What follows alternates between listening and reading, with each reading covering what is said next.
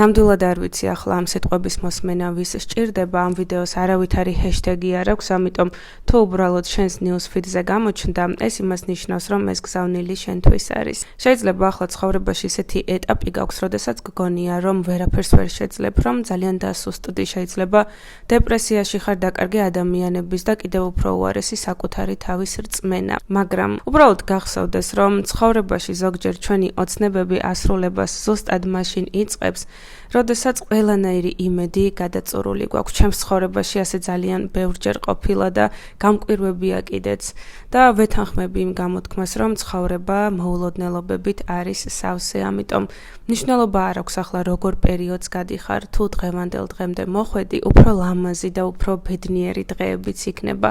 შემდეგ კი მრავალი წლის მერე უბრალოდ მიხედავ განვლილ გზას, ნახავ რამხელა გზა გამოიარე და ძალიან იამაყებ საკუთარი თავით.